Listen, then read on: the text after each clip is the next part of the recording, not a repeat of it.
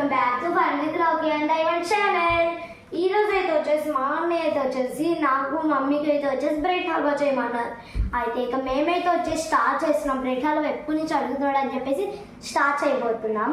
Bread halwa process అనేది చూసుకుందాము. First bread halwa చేయడానికి బ్రెడ్ని తీసుకోండి. తర్వాత దాని సైడ్స్ బ్రౌన్ కలర్ ఉంటాయి కదా, దాన్ని అనేది ఒక చాక్తో కట్ చేసుకోండి.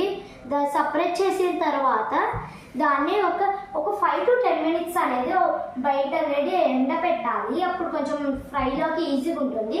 నెక్స్ట్ ఇట్లాంటి ఒక కడియా తీసుకొని దాంట్లో ఆయిల్ అనేది డీప్ ఫ్రై అయ్యేలాగా చూడండి. ఫ్రై వేగిన తర్వాత నెక్స్ట్ మనం బయట పెట్టుకున్న బ్రెడ్ అనేది తెచ్చేసుకొని ఫ్రైకి అనేది వేసేయడమే. ఫ్రైకి వేసేసాక మళ్ళీ దాన్ని అనేది ఒక సైడ్ పెట్టుకోవాలి. ఆ సైడ్ పెట్టుకునే టైంలో మనమైతే వచ్చేసి పంచదార పాకంని రెడీ చేసుకుని దాంట్లోకి యాలక్కాయలు అనేది దంచి వేద్దాం. తర్వాత ఏమో ఆ బ్రెడ్ని ఫ్రై చేసిన బ్రెడ్ని తీసుకెళ్ళి ఒక బౌల్ ఒక కడియంలో వేసుకొని ఆ బ్రెడ్ని లైట్గా స్మాష్ చేయండి. ఆ స్మాష్ చేసినప్పుడు ఒకసారి చూసుకోండి కొంచెం అడ్డుగా వచ్చేలాగా.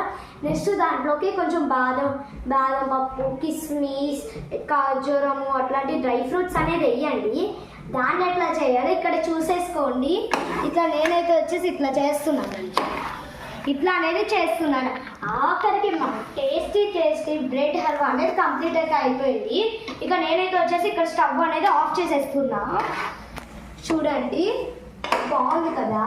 ఈ బ్రెడ్ హల్వా చేయడం ఎవరికైనా రాకపోతే ఈ వీడియో చూసి నేర్చుకోండి. Bye guys, welcome back.